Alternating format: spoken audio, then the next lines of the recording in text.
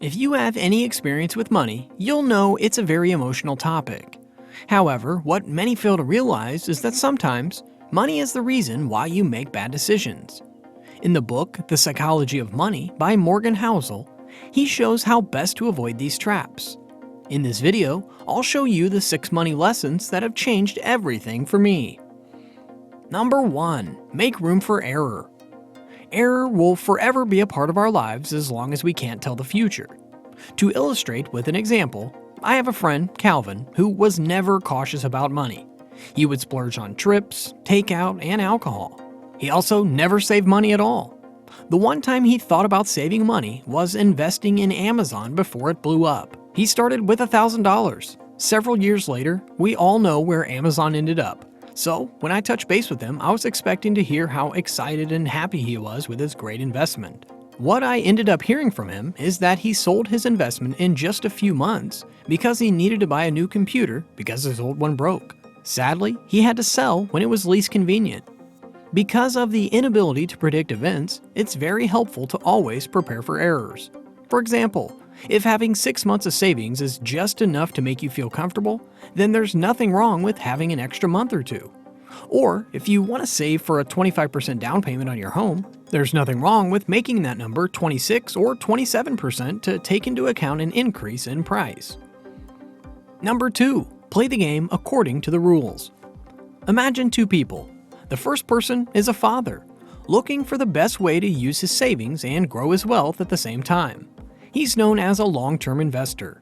The second person is someone in their mid-20s who's just started in their career, has more time, and is looking to make money with both short-term trading and day trading. This is a short-term investor. A short-term investor loves growth stocks and makes a quick profit by either buying or selling over a short period of time, like minutes, hours, days, or at most weeks.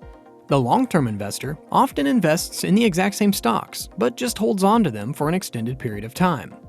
With both of these investors in, the price of stock often skyrockets quickly.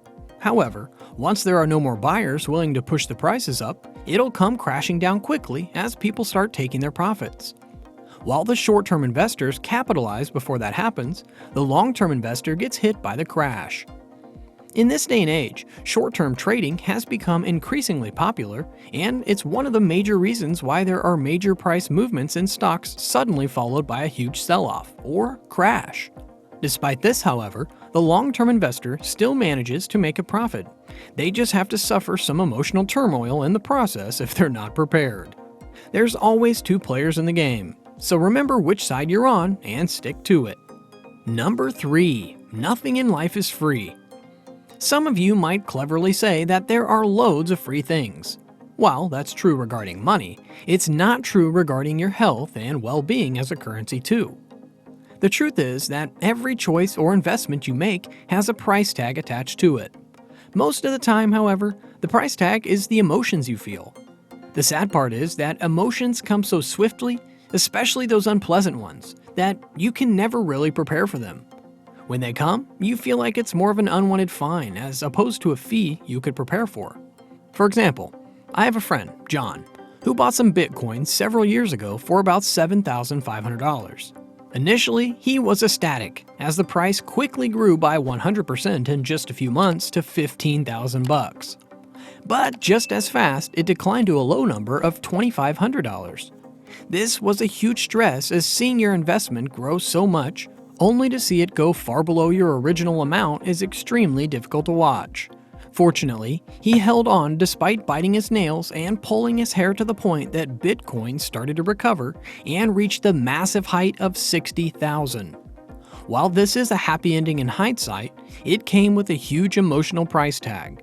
There's always a price involved, and while it may not be material, you can always prepare for it by understanding the risks involved.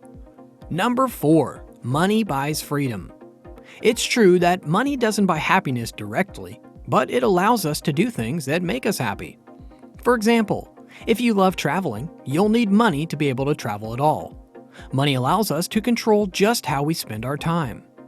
More than anything money-related, the thing that we want most as humans is to do what we want when we want, with whoever we want. And this privilege comes to those who understand that money is a freedom currency. In other words, it gives the ability to have options. There are usually two types of people, and while many fall in between, it's a great general guideline. The first are people who live paycheck to paycheck and can't afford a day off simply because they can't afford their lives if they do. Imagine the stress that comes with having your job on the line. The second people are those who have ample amounts saved up in case emergencies happen, which not only allows them to easily find a new job, but to even change jobs suddenly to do something they love to do. It even allows them to find lesser paying jobs with more hours simply because they can afford it. So, more money means more options. Number 5. Wealth is what you don't see. I knew someone who lived in a small one-bedroom apartment and generally lived paycheck to paycheck, but drove a brand new Tesla. Whenever he would drive around, everyone would ask him questions about it and think how rich the guy must be. However, under the curtain, I knew his lifestyle, and I knew that the car he was driving was putting him in debt. Eventually, he had to sell it simply because he couldn't afford it. On the flip side, I knew someone who drove a regular but very reliable car that they maintained, didn't wear any fancy clothes, and they had an amazing house that was almost entirely paid off. In fact, they had so much money that they were already thinking of retiring and they were barely 40 years old. When you put the two side by side, you'd immediately think the Tesla driver is rich. But the truth is that the Tesla just showed that he was 100 grand less rich. It's important to know that there's nothing wrong with wanting a fancy car, but the main thought that you should have is whether or not you can afford it. If you want to buy items with no real purpose, the best step is to evaluate why you want to buy an item in the first place. Spending money to show that you're rich is the easiest way to become poor. Number 6. Reason is more important than rationality. This may seem like a crazy statement, but it's arguably one of the most important things to learn. When you think of money, it's normal to try and take the most logical approach. For example, you'll buy a cheaper item so you spend less money. However, the best choices you can make with money are the ones that'll make you feel the most relaxed and at ease. In another light, the ones that are the most closely related to your personality and are the easiest for you to follow through. Let's look at my friend Deborah. She had $6,000 to start investing with. For her, it's a big sum as she just started saving. But it's also money she's okay with losing if the worst possible thing happens. When she last looked at the market, it was on a steady incline, so she thought it was a great time to start. She has two options regarding her investment path. The first is to put all of her money into it, which is the fastest and most efficient way for her to grow her money. The second is to put $600 a month over time, which is slower, but a bit easier to digest emotionally. She decided to take option 1 because of how much faster her money would grow according to the 10% average return rate. But shortly after she invested her money, the market had a massive correction. She got so nervous that she couldn't even open up her app, and unfortunately, the loss got the best of her and she ended up selling, losing a total of 25%. However, she was determined to try again. After a few months, she decided to go with option 2, which is much closer to her personality and comfort zone.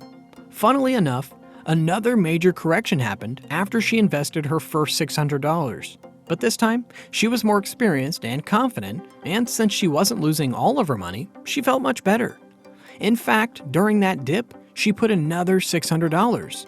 She kept doing this, and while she didn't see huge growth, she was at least seeing growth at all, and now she can make money while she sleeps at night. These are only 6 out of the 20 lessons from this amazing book. If you're interested, read the book and subscribe to the channel for more videos like this.